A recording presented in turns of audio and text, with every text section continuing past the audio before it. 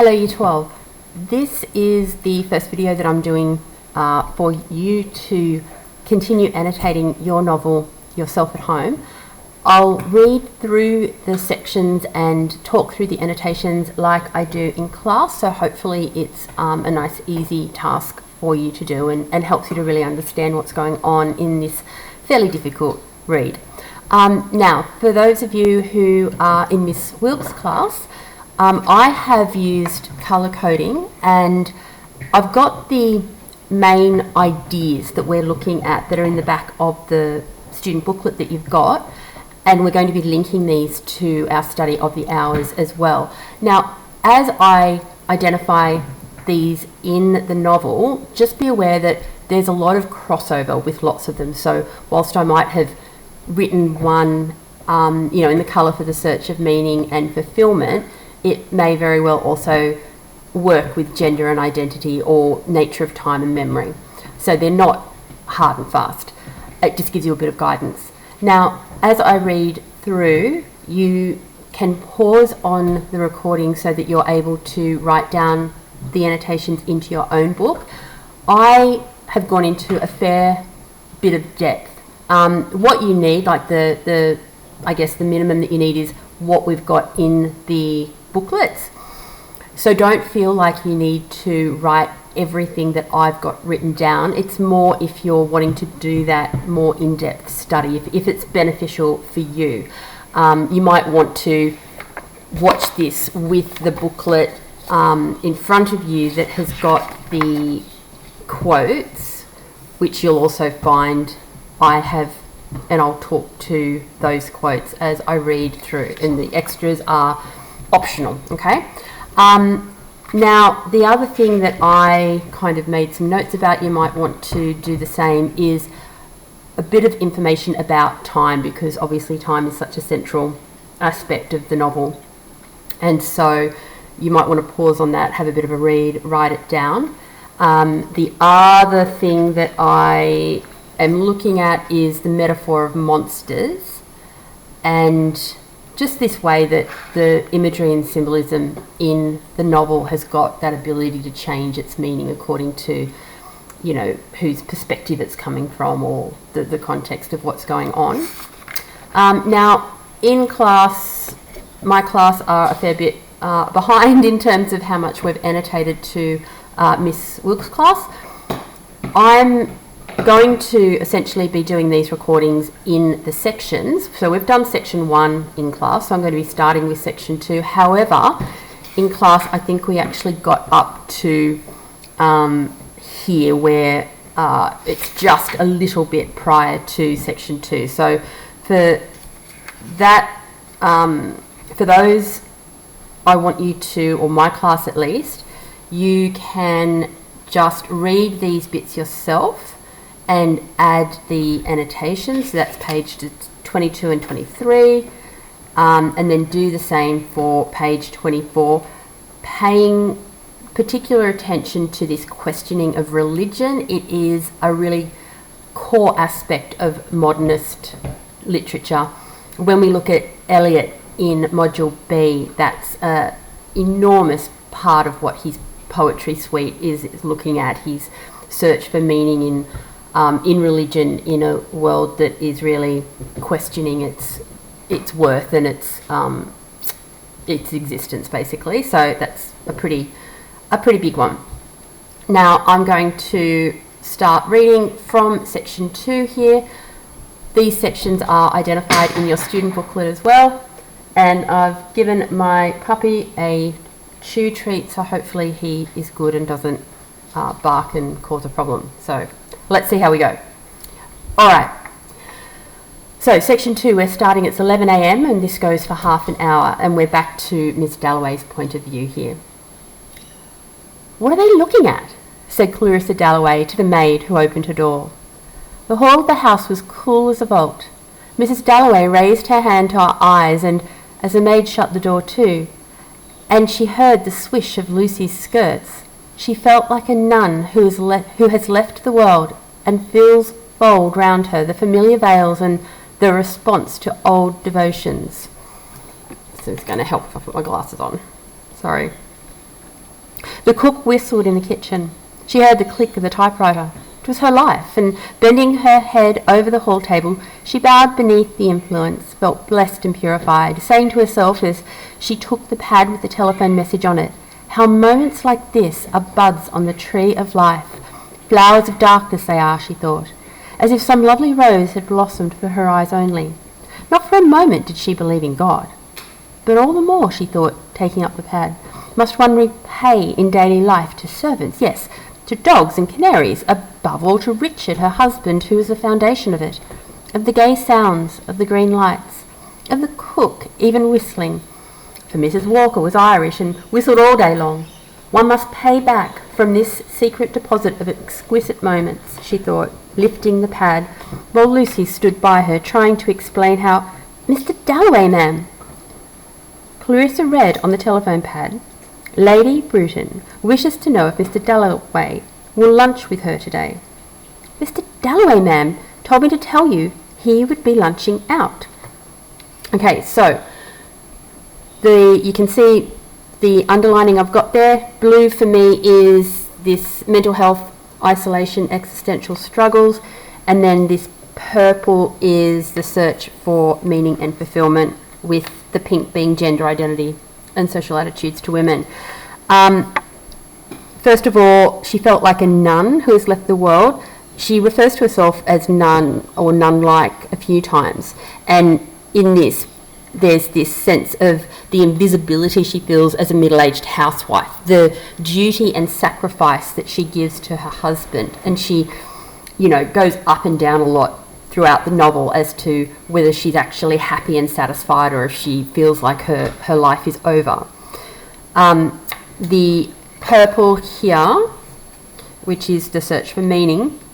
So we've heard the rejection of religion that she has there. So she rejects its order and benevolence, and it's replaced by her own sense of duty. So think about the fact that if a religious people have gone away from religion, there still needs to be something that they feel gives their meaning or gives their life meaning and a sense of purpose. Now, she's happy and she feels blessed in this moment, but this changes so quickly. So this is the mental health aspect. We switch to Lucy's point of view. "Dear," said Clarissa, and Lucy shared as she meant her to her disappointment, but not the pang, felt the concord between them, took the hint, thought how the gentry love, gilded her own future with calm, and taking Mrs. Dalloway's parasol, handled it like a sacred weapon which a goddess, having acquitted herself honourably in the field of battle, sheds, and placed it in the umbrella stand.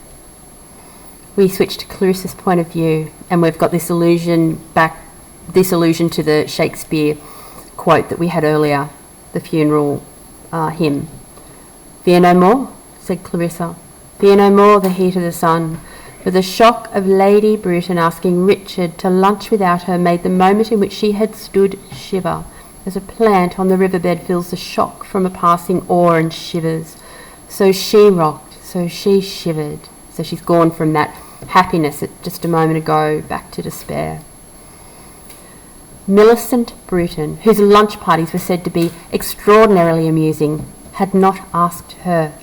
No vulgar jealousy could separate her from Richard, but she feared time itself, and read on Lady Bruton's face, as if it had been a dial cut in impassive stone, the dwindling of life, how year by year her share was sliced, how little the margin that remained was capable any longer of stretching, of absorbing, as in the youthful years, the colours, salts, tones of existence, so that she filled the room she entered, and felt often as she stood hesitating one moment on the threshold of her drawing-room, an exquisite suspense, such as might stay a diver before plunging while the sea darkens and brightens beneath him, and the waves which threaten to break, but only gently split their surface, roll and conceal and encrust as they just turn over the weeds with pearl. So this is the death, mortality, transience of life, and I might make that a little bit bigger for you. There we go. So, and then I'll just focus.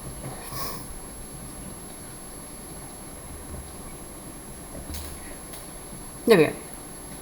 The rejection sends her back into thoughts of death and the transience of life. She feels age is making her obsolete.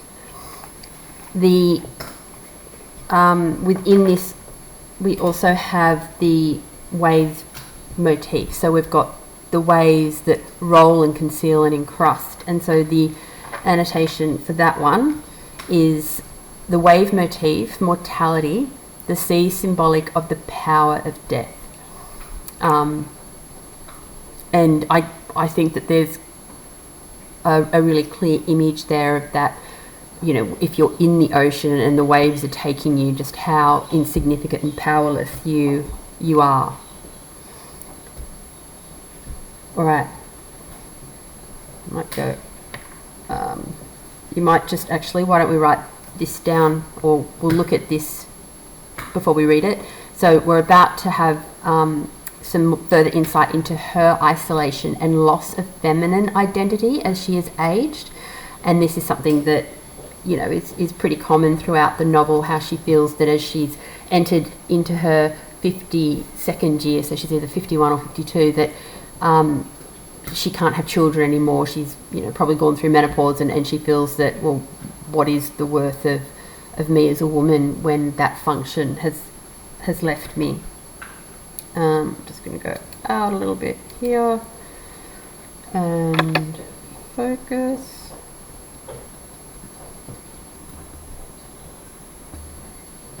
Okay. She put the pad on the hall table.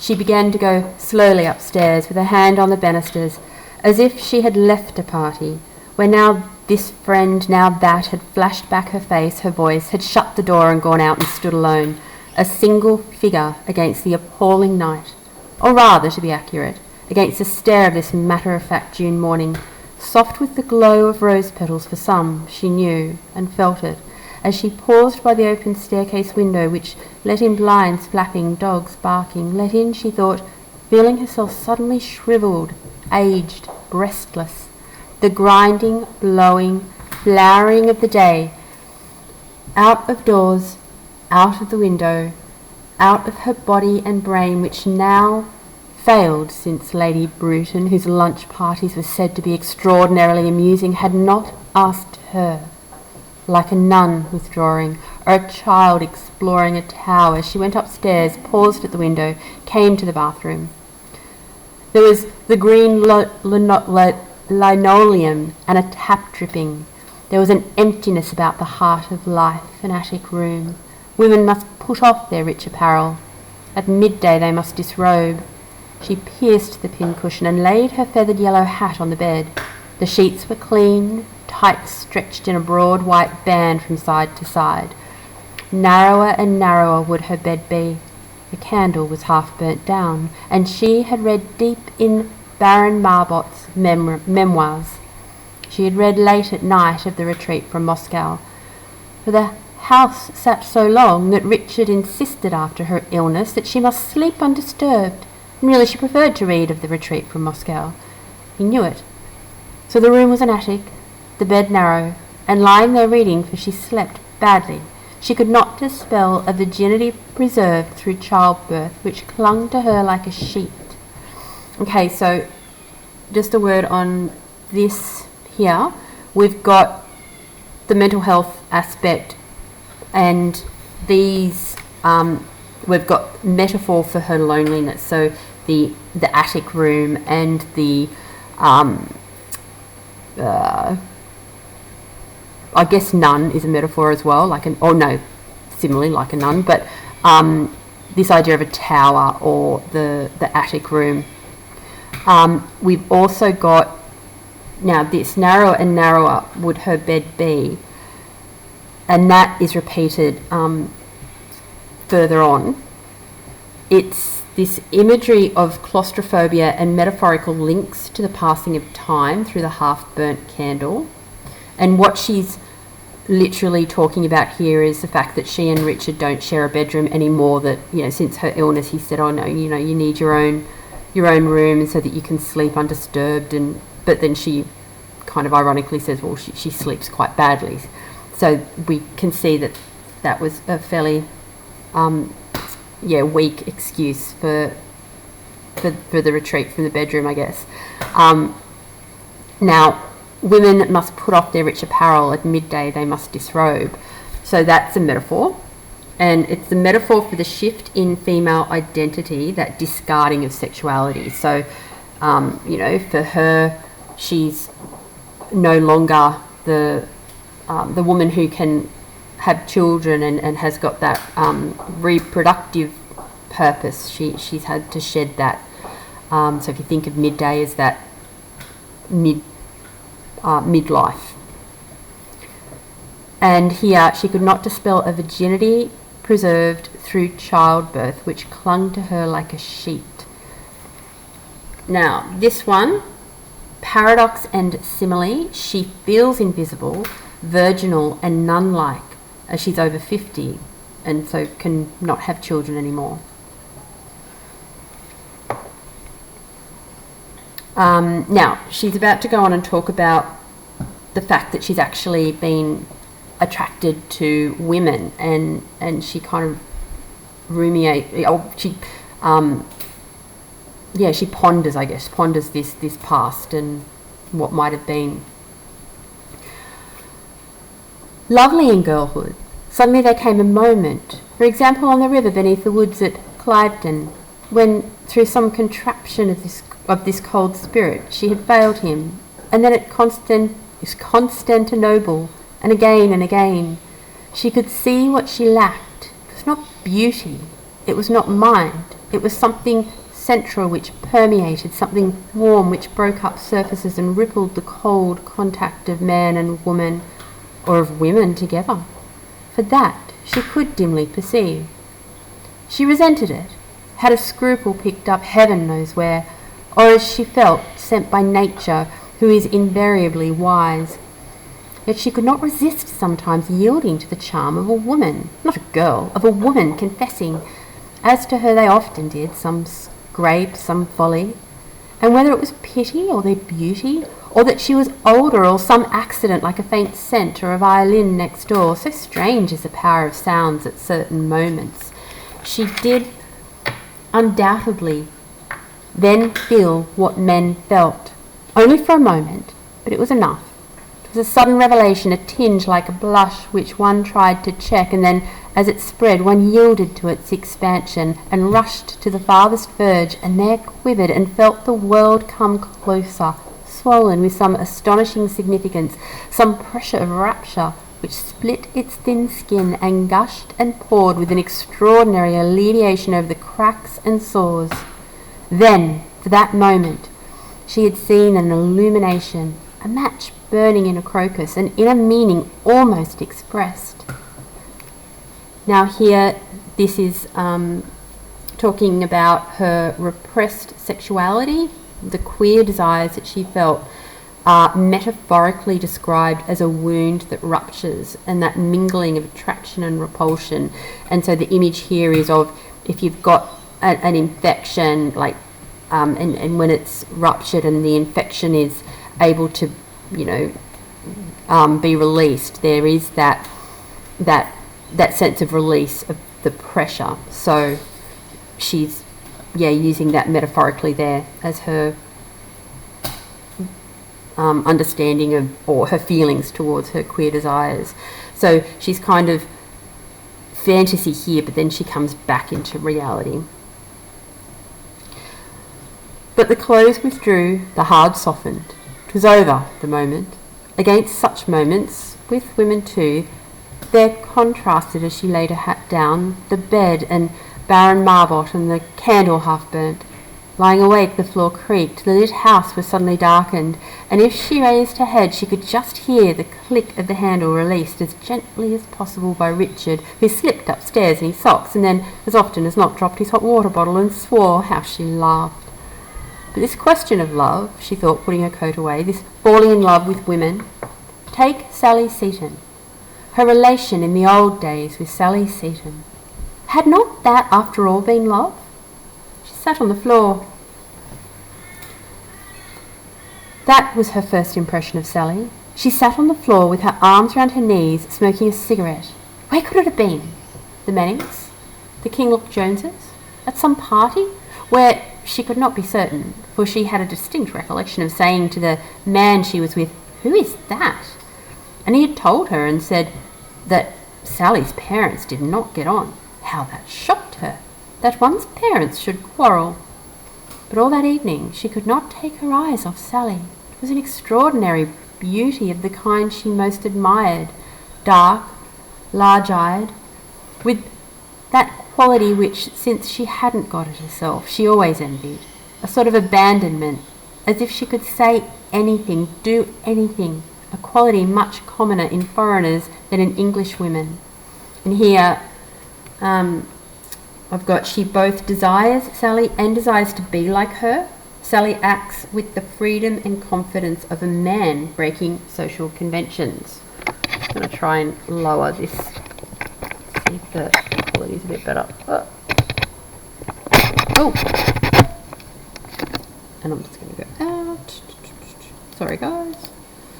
I'm still getting used to this new device. And hopefully it might be a little, I think that's a bit clearer. Okay.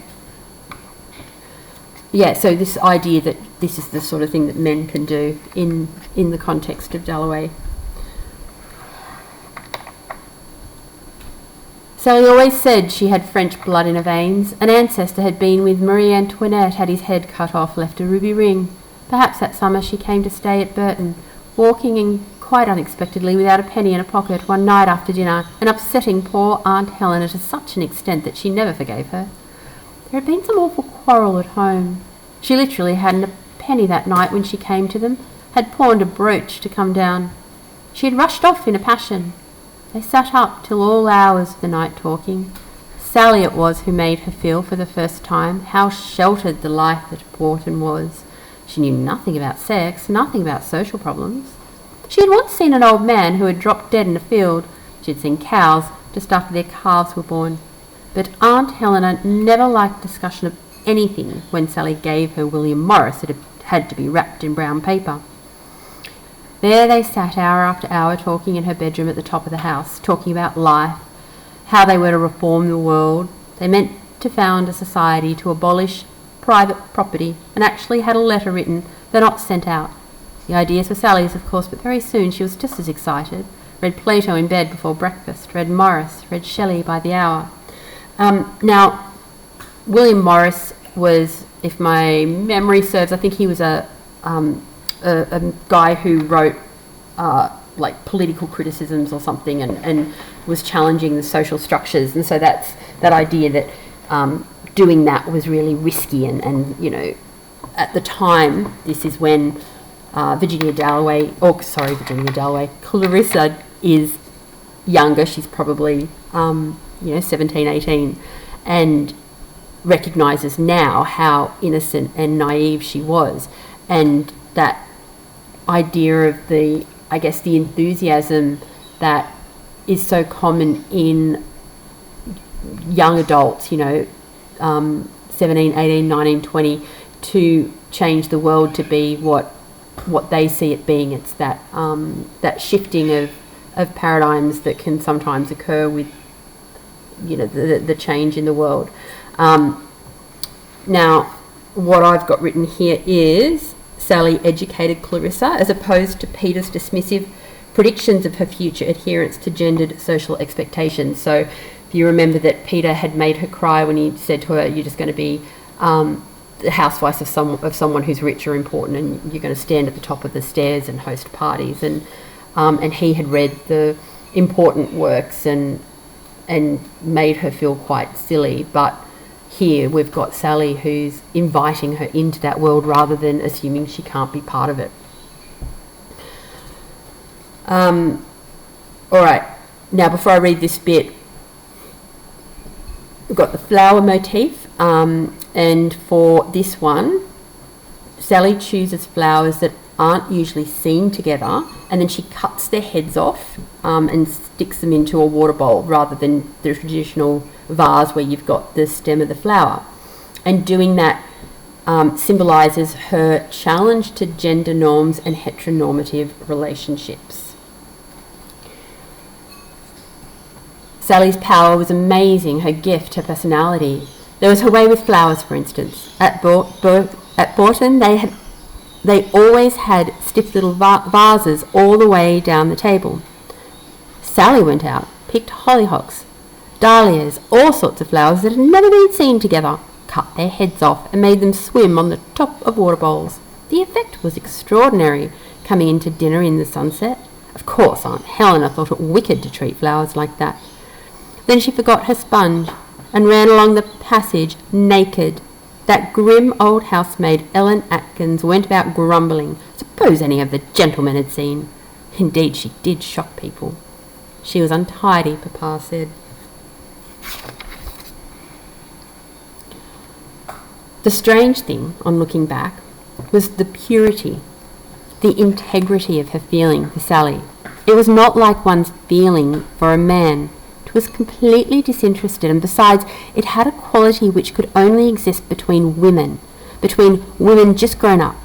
It was protective on her side, sprang from a sense of being in league together, a presentiment of something that was bound to part them. They spoke of marriage always as a catastrophe, which led to this chivalry, this protective feeling, which was much more on her side than Sally's. For in those days she was completely reckless, did the most idiotic things out of bravado, bicycled round the parapet on the terrace, smoked cigars. Absurd she was, very absurd.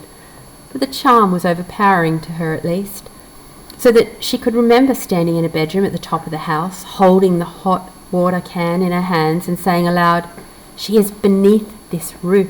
She is beneath this roof." No, the words meant absolutely nothing to her now. She could not even get an echo of her old emotion, but she could remember going cold with excitement and doing her hair in a kind of ecstasy. Now the old feeling began to come back to her as she took out her hairpins, laid them on the dressing table, began to do her hair, with the rocks flaunting up and down in the pink evening light. Not the rocks, the rooks, sorry. And dressing and going downstairs and feeling as she crossed the hall, if it were now to die, 'twere now to be most happy. That was her feeling, Othello's feeling, and she felt it. She was convinced, as strongly as Shakespeare meant Othello to feel it, because she was coming down to dinner in a white frock to meet Sally Seaton. Now, we have, of course, this intertextuality to Othello. Now, these words in Othello, these words foreshadow the unhappiness to come. For Clarissa, her future unhappiness is her closure of her desire for Sally and her marriage to Richard.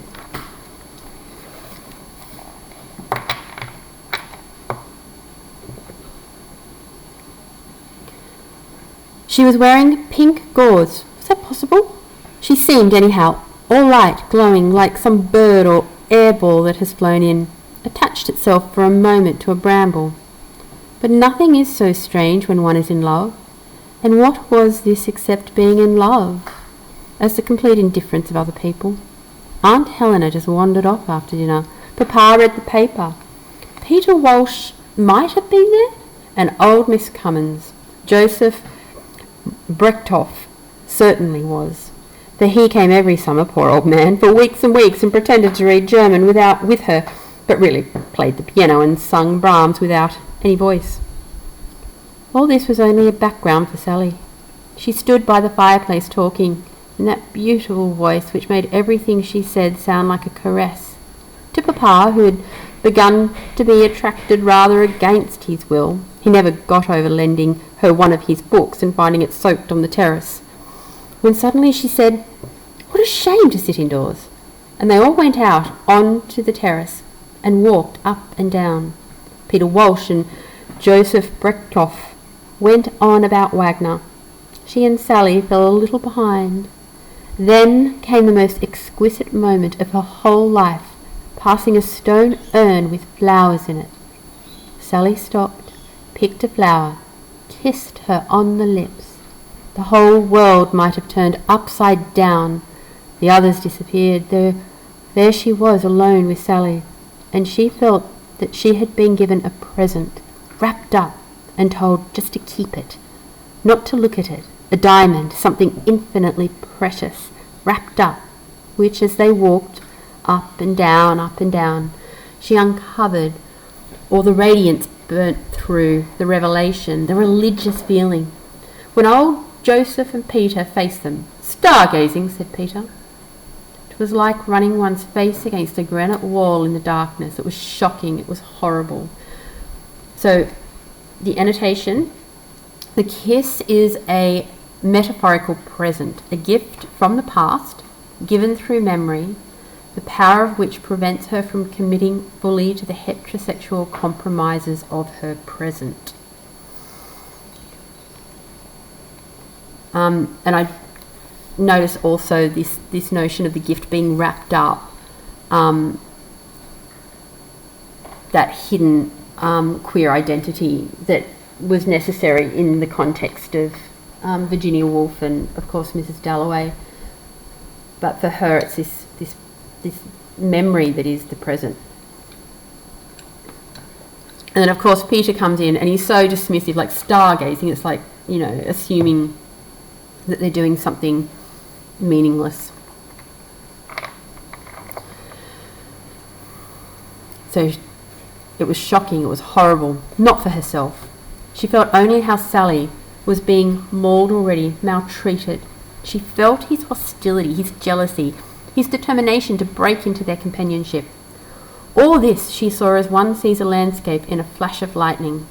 And Sally, never had she admired her so much, gallantly taking her way unvanquished. She laughed. She made old Joseph tell her the names of the stars, which he liked doing very seriously. She stood there. She listened. She heard the names of the stars. Oh, this horror, she said to herself, as if she had known all along that something would interrupt, would embitter her moment of happiness. Yet after all, how much she owed to him later. Always when she thought of him, she thought of their quarrels for some reason, because she wanted his good opinion so much, perhaps. She owed him words, sentimental, civilised. They started up every day of her life as if he guarded her. A book was sentimental, an attitude to life sentimental. Sentimental, perhaps she was to be thinking of the past. What would he think, she wondered, when he came back? So Peter is this friend from her past who had proposed marriage to her and she rejected him, and there's this continued questioning of how different her life would have been if she had married Peter, and that, I guess, that regret is there in their interactions. And she cares so deeply about how he views her, but she also is quite critical of him. Alright, so the black is the death, mortality, transience of life, and then meaning, search for meaning and fulfillment is the purple here. And so here she's stressing about how Peter will view her when he comes back. He's been overseas. So this is what she's wondering about, what he would think. No, Edgar. That she had grown older. Would he say that? Or would she see him thinking when he came back that she had grown older? It was true. Since her illness she had turned almost white. Lying her brooch on the table, she had a sudden spasm as if, while she mused, the icy claws had had the chance to fix in her. She was not old yet. She had just broken into her 52nd year. Months and months of it were still untouched. June, July, August. Each still remained almost whole. Edgar! Dr. Allen! Sorry. As if to catch the falling drop, Clarissa, crossing to the dressing table, plunged into the very heart of the moment, transfixed it there. The moment of this June morning on which was the pressure of all the other mornings, seeing the glass, the dressing table, and all the bottles afresh, collecting the whole of her at one point as she looked into the glass, seeing the delicate pink face of the woman who was that very night to give a party, of Clarissa Dalloway, of herself. How many million times had she seen her face, and always with the same imperceptible contraction. She pursed her lips when she looked in the glass. It was to give her face point. That was herself, pointed, dart-like, definite. That was herself, when some effort, some call on her to be herself, drew the parts together. She alone knew how different, how incompatible and composed. So for the world only into one centre, one diamond, one woman who sat in her drawing room and made a meeting point, a radiancy no doubt in some dull lives, a refuge for the lonely to come to perhaps. She had helped young people who were grateful to her, had tried to be the same always, never showing a sign of all the other sides of her, faults, jealousies, vanities, suspicions, like this of Lady Bruton not asking her to lunch, which she thought, combing her hair finally, is utterly base. Now where was her dress? Okay, so going back to our annotations here, so on this page, so when she's saying Peter's going to notice that she'd grown older, she again starts to lament her age, which reminds her of the inevitability of death, but she pulls herself out of this with a focus on her purpose, her identity, and living in the moment. So like I said, this up and down of her emotions is just continuous. It's like the waves in the ocean. And when she's here talking about what a purpose is, and she's feeling really positive, she feels purpose in being a refuge for others. She symbolically sees her worth as a diamond. She is trying to reconcile her rich, intelligent inner life with her external self that others view as a shallow society housewife. Now, as we go on, we've got this idea of identity and gender continuing, and this is where she's mending a dress, and the mending of the dress is symbolic for masking the flaws of her self-identity. And I mean, I think that's something that is a very modernist concern, hiding who we really are to give the impression that we're someone accepted by society and someone desirable. And we'll see that in Eliot when we look at him later. But it's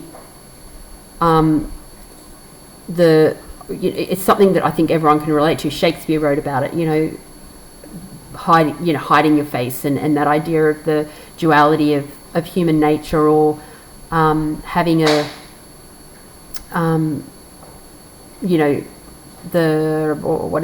appearance versus reality. That's it.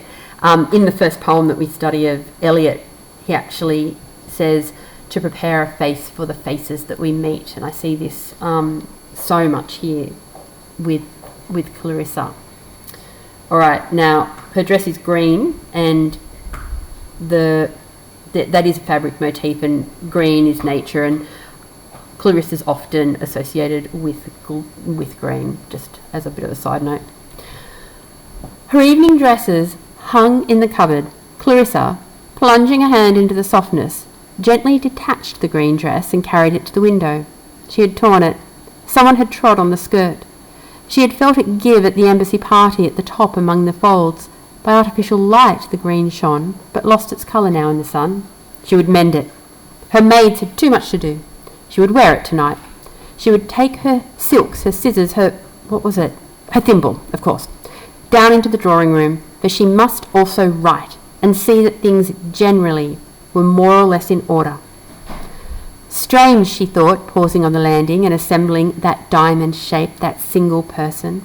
Strange how a mistress knows the very moment, the very temper of her house. Faint sounds rose in spirals up the well of the stairs, the swish of a mop, tapping, knocking, a loudness when the front door opened, a voice repeating a message in the basement, the chink of silver on a tray, clean silver for the party. All was for the party. Now, this note down here that goes with all was for the party high modality language reveals the dissonance between Clarissa's dissatisfaction with her private life and the effortless facade she must exude to maintain her public persona. Now, we're about to go into Lucy, the maid, her point of view here. Now, this doesn't go with any colour, it's just of note. Lucy we're about to read Lucy describe Clarissa in really glowing terms, and Clarissa is more dismissive, I guess, of the servants. I kind of get the sense that she doesn't know their identity as such.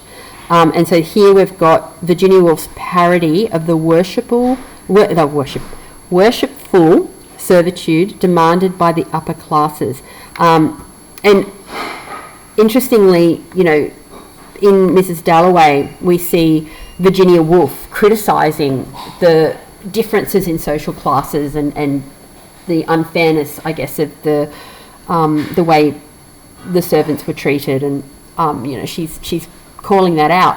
But ironically, Virginia Woolf herself was quite cruel to her servants, and especially a cook that she had for a really long time, and they didn't like her at all, and she was very harsh, and you'll see that in the representation of her in the movie The Hours. So yeah,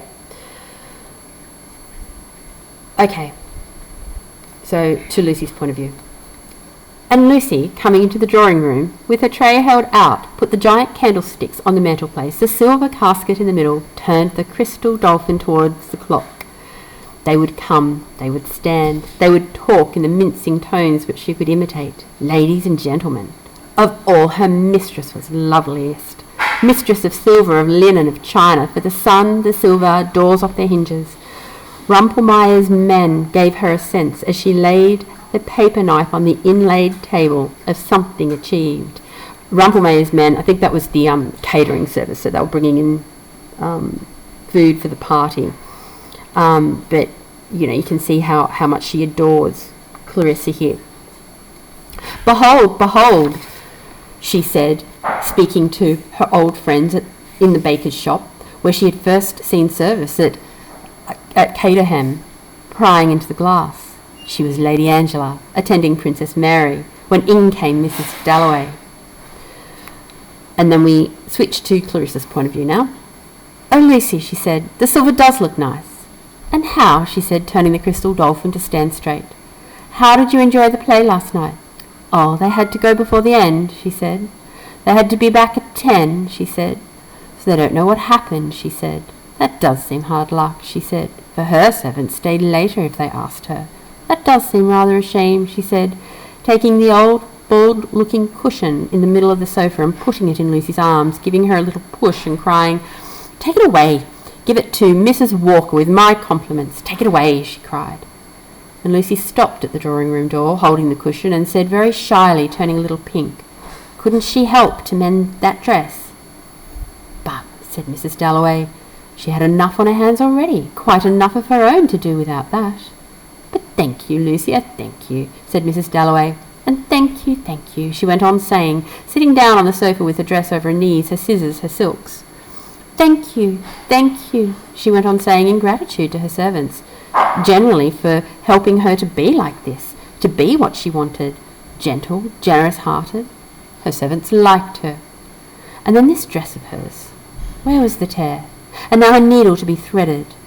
Just before I go on there, what I've written about that. So Lucy's adoration of Clarissa is contrasted to Clarissa's fleeting acknowledgement, which is self-centered. So she's like, the servants like me and they help me be who I want to be. The disparity in the language between the two is symbolic of the disparity between their social and economic positions, a criticism of an unjust social system.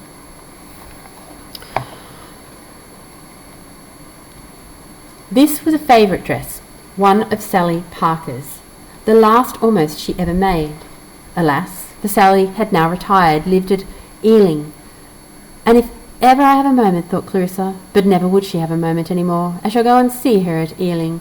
Now, just of note, this is not the Sally that she had the kiss with when she was younger. This is a dressmaker. The Sally that she was in love with was Sally Seaton. For she was a character, thought Clarissa, a real artist. She thought of little out-of-the-way things, yet her dresses were never queer. You could wear them at Hatfield, at Buckingham Palace. She had worn them at Hatfield, at Buckingham Palace. Quiet descended on her, calm, content, as her needle, drawing the silk smoothly to its gentle paws, collected the green folds together and attached them very lightly to the belt. So on a summer's day, waves collect, overbalance and fall, collect and fall, and the whole world seems to be saying, that is all. More and more ponderously, until even the heart in the body which lies in the sun on the beach says too, that is all. Fear no more, says the heart. Fear no more, says the heart, committing its burden to some sea, which sighs collectively for all sorrows, and renews, begins, collects, lets fall.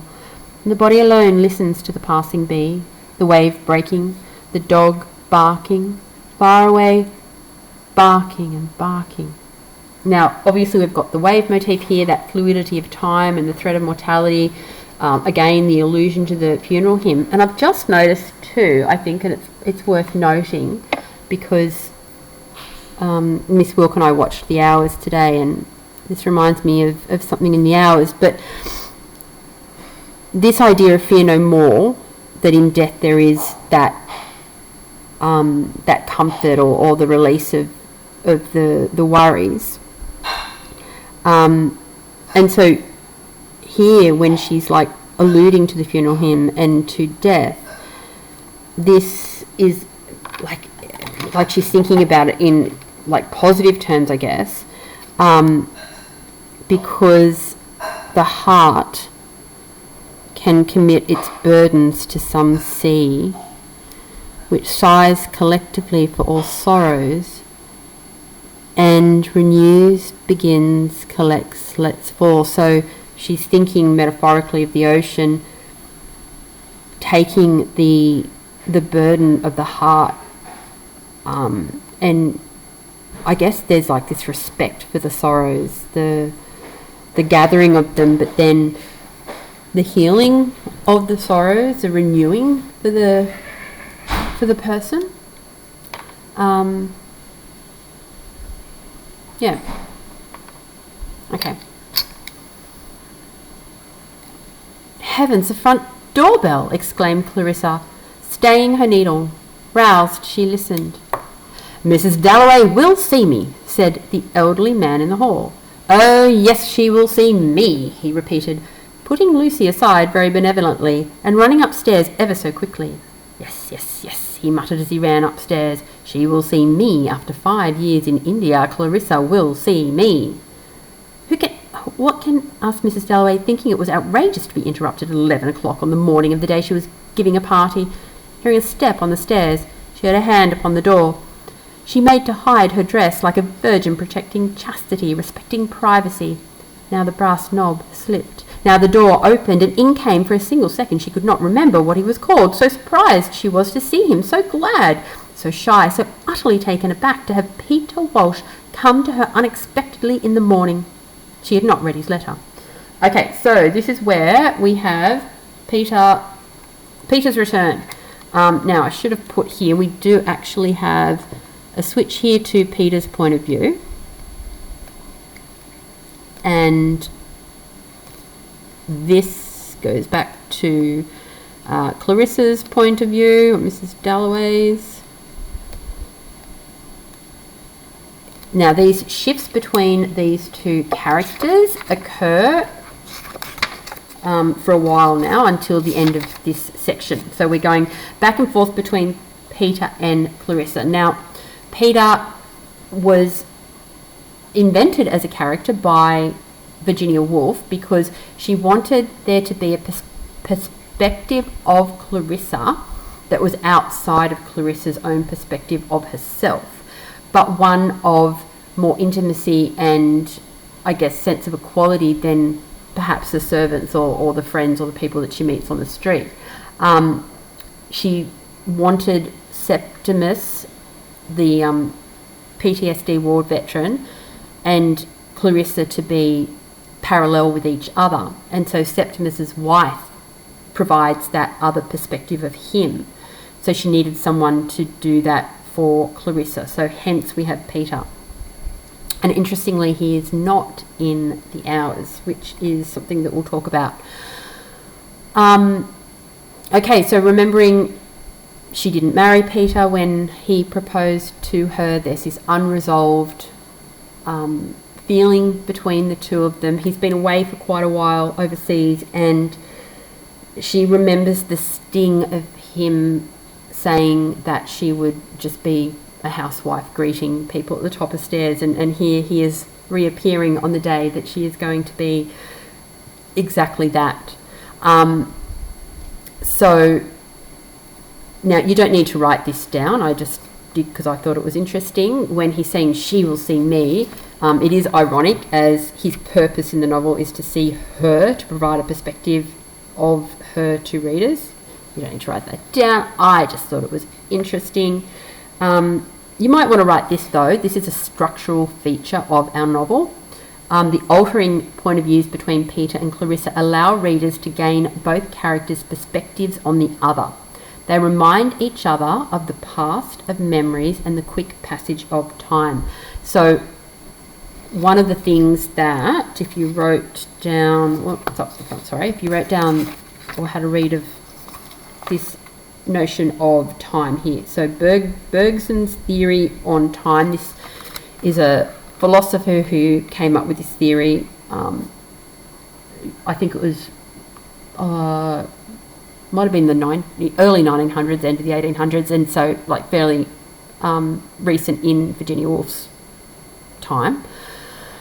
And he talked about how the perception of time is subjective. So you've got chronological time, which is measurable, it's linear, it never changes, it just keeps on keeping on. But you've got the subjective experience of lived time, and this perception of time that humans experience is always according to what's happening and who it's happening to.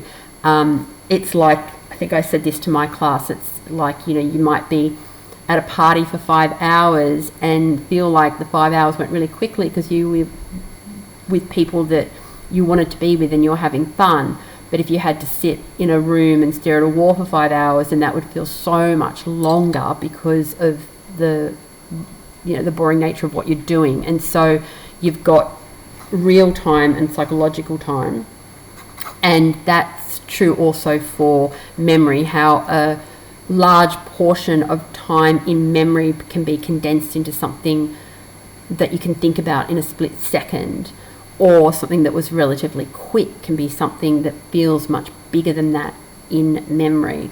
Clarissa and Peter think about the past in different ways in this section. Peter is not as fond of going into memory because for him there's the painful memory of his rejection from Clarissa, but Clarissa's quite happy to go back to memory when she felt that she had all those possibilities and youth and vibrancy. All right, so we go to Peter's point of view here. "And how are you?" said Peter Walsh, positively trembling, taking both her hands, kissing both her hands. "She's grown older," he thought, sitting down. "I shan't tell her anything about it," he thought, "for she's grown older. She's looking at me," he thought, a sudden embarrassment coming over him, though he had kissed her hands. Putting his hand into his pocket, he took out a large pocket knife and half opened the blade. Now, again, this doesn't attach to any of the concepts that we're looking at, but we've got here, he has this pocket knife that he is kind of playing around with whilst they're talking, and Clarissa has got her sewing scissors, and the knife and Clarissa's scissors arm them both, symbolising the battle between them, alluding to violence, but the violence is the violence of unresolved feelings, of memory and misunderstanding. Together they metaphorically whittle and prick at the past. And I mean, you can see here her fear of what he's going to think about her as having grown older is indeed exactly what he thinks as soon as he sees her. But then Clarissa sees him in a much kinder way and thinks that he hasn't changed much at all, and he looks well, and she's far more positive. So time has been different to them both. No, Edgar.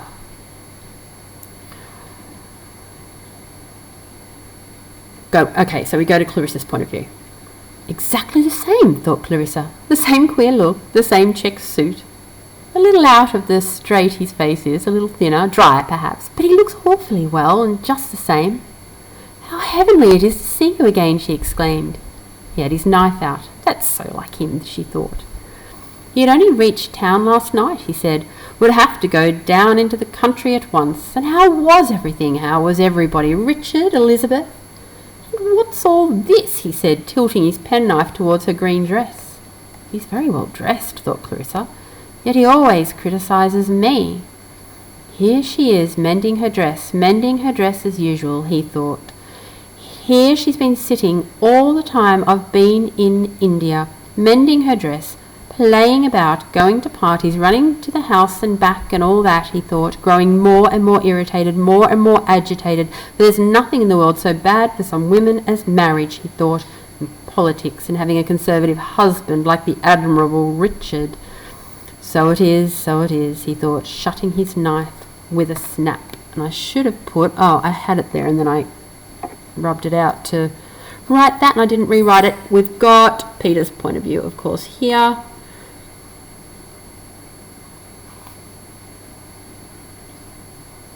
There we go. And go back here to Clarissa.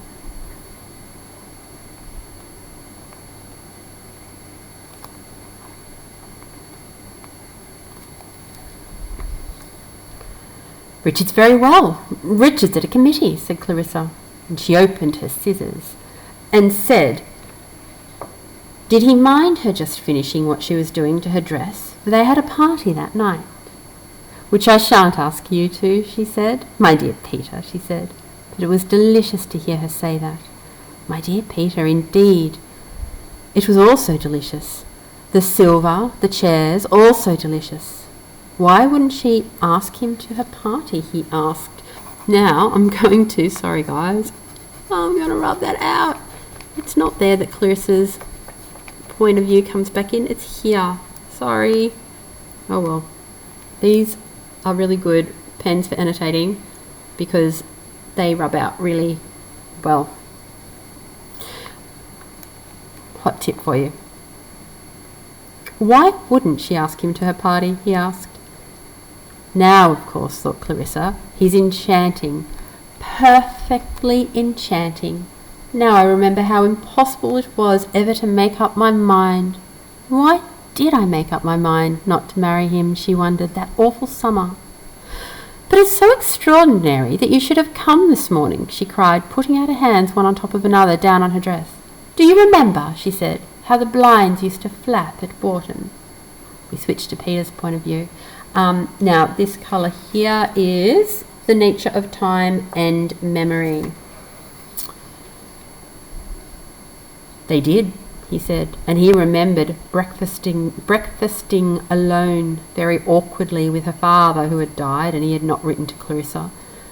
But he had never got on well with old Parry, that querulous, weak-kneed old man, Clarissa's father, Justin Parry. I often wish I'd got on better with your father, he said. But he never liked anyone who, our friends, said Clarissa, and could have bitten her tongue for thus reminding Peter that he had wanted to marry her. So we've gone back to Clarissa's point of view. And then switching back to Peter. Of course I did, thought Peter. It almost broke my heart too, he thought, and was overcome with his own grief, which rose like a moon looked at from a terrace, ghastly, beautiful with light from the sunken day. I was more unhappy than I've ever been since, he thought. And as if in truth he was sitting there on the terrace, he edged a little towards Clarissa, put his hand out, raised it, let it fall. There above them it hung, that moon. She too seemed to be sitting with him on the terrace in the moonlight.